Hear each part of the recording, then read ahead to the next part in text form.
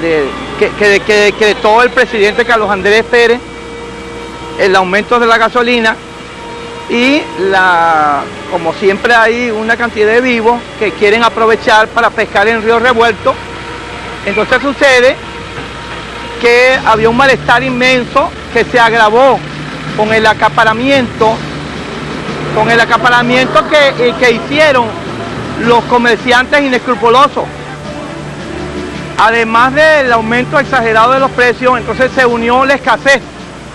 El venezolano, hay muchos venezolanos que le encanta pescar en río revuelto. Dijeron, bueno, nosotros vamos ahora en Rica, vamos a vender el precio que nos da la gana, pero vamos a acaparar para lograrlo. Por otro lado, los autobuseros dijeron, bueno, nosotros vamos a aprovechar para empezar también a aumentar los precios a la comodidad de nosotros. Bueno, ese ambiente, el malestar ya venía todos los días, había problemas, especialmente el caso de los estudiantes, que también querían cobrarle el pasaje completo, todo ese ambiente y la escasez. Pues hay que ver una persona que se acostumbra a tomar café todos los días, conseguirse con que no hay. Recuerdo en el saqueo, ese famoso saqueo que tantos dicen que es algo despectivo, que es algo vandálico. El saqueo para mí es el llanto del pueblo. Cuando un niño llora, si el niño hablara y lo escuchara, no tendría que llorar. Cuando un niño llora, hay que atenderlo. El llanto de un niño inquieta a la gente, el llanto de un niño deprime, desespera, pero hay que atenderlo. Cuando el pueblo saquea es porque está pidiendo a gritos que lo oigan. Porque Martín Fierro, decía la novela Martín Fierro, José Hernández escribía que las voces del pueblo suenan como campanas de palo. Entonces, si no me oye nadie, hay que gritar. Vamos a plantearlo así. Si es tan malo el saqueo, los primeros saqueadores acá fue el gobierno. Y ha sido los gobiernos de este país cuando ha creado una oligarquía política donde el poder radica en pocos y solamente ellos tienen los privilegios. Si alguien fue saqueador aquí, en este país, fueron los industriales, que se apoderaron de la élite económica y resulta que nos saquearon a nosotros hasta las prestaciones sociales. Pero también fueron saqueadores los sindicalistas, porque los sindicalistas nos saquearon los contratos colectivos. Pero los periodistas también fueron saqueados por los amos de los medios de comunicación, que le saquearon su ética por una arepa, y después cuando ellos quisieron reaccionar, que habían saqueado la verdad al pueblo, ya el pueblo los había olvidado y perdieron su credibilidad. Y también fueron saqueadores los militares que con sus famosos planes república le saquearon el voto al pueblo para entregárselo al oligarca y saquearon la soberanía nacional. Aquí saqueadores han habido mucho, pero la iglesia ha sido la principal saqueadora de la ideología y de la fe del ser humano. ¿Por qué la iglesia hizo un gran saqueo? Le saqueó la fe al pueblo. ¿Por qué? Porque estaba de acuerdo con el dominio de las masas, estaba de acuerdo con educar para la fe y la no violencia, educar para que te tragues la lengua a la hora que el pueblo te lo estaban alarmando. Una de las cosas más graves en este país que ha pasado es que nosotros convertimos un esclavismo de la colonia que era más digno que el esclavismo que teníamos en esa época. ¿Cuál era el esclavismo de las colonias? Se lo voy a plantear clarito. Un negro atado con un grillo, pero si tú lo soltabas, el hombre se iba, se escapaba. Pero el esclavo de hoy es un venezolano que tiene que estar guindado en una tela metálica de una empresa pidiéndole a un invasor gringo o europeo que le dé trabajo, que lo explota por una miseria. No hay peor esclavitud que la que tú pides a raya. No hay peor esclavitud y cárcel que tú estés del lado de allá de la reja y te pidas que te abran la puerta para encerrarte tú mismo. Los precedentes de ese saqueo, no Caracazo, porque tampoco Caracas va a seguir centralista robándonos el término. Llámenlo guarenazo si quieren, pero no Caracazo. Nosotros nos arrepentimos en Guarena y Guatire de haber sido los insurrectos de ese tiempo. Fuimos insurrectos y vamos a seguir siéndolo en el momento que nos toquen los intereses de la sociedad, porque ante nada somos bolivarianos y como bolivarianos humanistas. Y todo aquello que perjudique a la población venezolana, el sentido común nos va a decir, álzate. En esta vía fue que llegaron los camiones y las tanquetas ya cuando empezaron a bajar de la Guardia Nacional y los refuerzos que venían de la Policía Metropolitana. Algunos metropolitanos que vivían aquí, muchos de ellos vivían en Doña Menca, porque eso se construyó más que todo para policía, bomberos y eso. Ellos tuvieron una manera, digamos, tratar de paliar un poco la cosa, pero los que venían no, porque no tenían ninguna conexión con el pueblo. Pero cuando la represión se tomó en forma, entonces el pueblo respondió más fuerte todavía, y ya la gente no pensaba en que iba a perder la vida, que iba a ser herido, que iba a preso, no, señor. Ya la gente se decidió que pasara lo que pasara. No había marcha atrás. en la calle lo que uno vio al comienzo fue la manifestación popular, ¿no?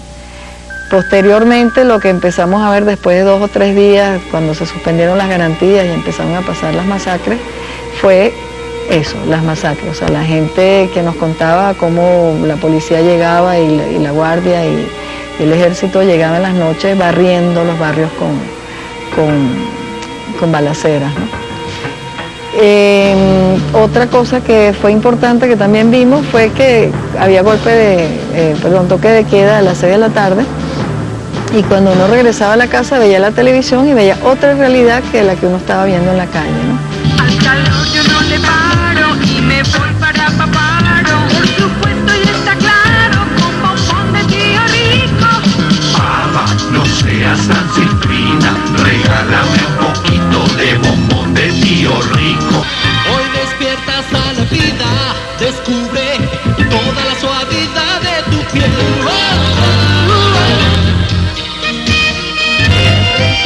Otra realidad que la que uno estaba viendo en la calle, ¿no? Entonces allí también las mismas personas que estaban en la calle cuando ocurrían las cosas y en la noche veían lo que se decía que había ocurrido, comenzaron a perder entonces el tercer punto, ¿no? O sea, perder fe en los medios de comunicación y cómo ellos contaban las cosas que estaban pasando, ¿no? Para nosotros realmente no es una sorpresa total, porque hace mucho tiempo uno viene estudiando lo que significan los medios de comunicación, lo que hay detrás de ellos, etcétera. Pero hubo momentos de la historia en que los medios de alguna manera destaparon ollas podridas, destaparon cosas que estaban pasando, y de alguna manera la relación de uno con los medios era ambivalente. O sea, habían cosas en las que uno podía confiar en ellos y otras en las que sabía que estaban representando intereses económicos. Ahora, la situación a la que se llegó en estos momentos de desconfianza total de los medios, yo creo que tiene su raíz muy lejos, y creo que el 27 de febrero fue un momento en el cual los medios jugaron al principio un papel de contar lo que estaba pasando, y luego un papel represivo inclusive a nivel moral, porque recuerdo que una semana después de los acontecimientos empezó toda una campaña con actores conocidos y tal, haciendo que el pueblo se sintiera mal de lo que el pueblo había hecho, sin contar lo que el gobierno le había hecho al pueblo, ¿no? Entonces allí también se vio un poco la doble moral que tenían los medios en ese momento, ¿no? Inclusive en el corto se ve una parte en la cual aparece alguien del Canal 2 diciendo, él era jefe ejecutivo, o sea, era un ejecutivo del Canal 2, diciendo que bueno, que el pueblo y el gobierno ahora juntos iban a construir un país llamado Venezuela, y son las tomas que introducimos en ese discurso, cuando lo que le había hecho el gobierno al pueblo era masacrarlo, ¿no?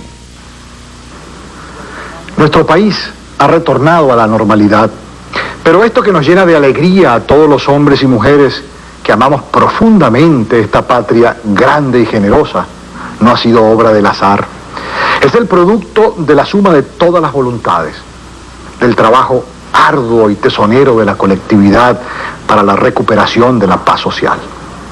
Sí, todos hemos contribuido desde nuestra trinchera de trabajo al restablecimiento de los procedimientos normales de producción de bienes y servicios para conseguir y preservar el bienestar. Todos hemos contribuido a la rápida superación de la crisis. Pueblo y gobierno configurando una vez más un extraordinario equipo de trabajo llamado Venezuela.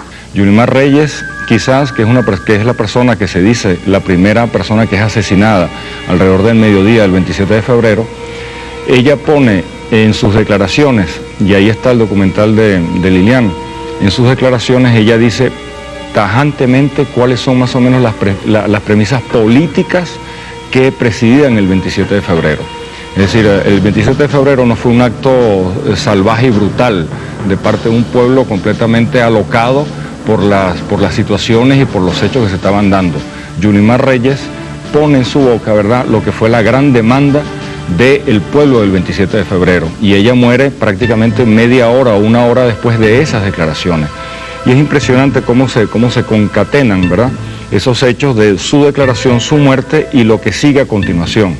Nosotros particularmente, por supuesto, nos incluimos dentro de los hechos rápidamente, de una manera desordenada, porque no había un plan. Esto no es un plan de organizaciones, no es un plan maestro de ninguna cúpula, digamos, subversiva que en ese momento haya estado organizada, sino simplemente tratamos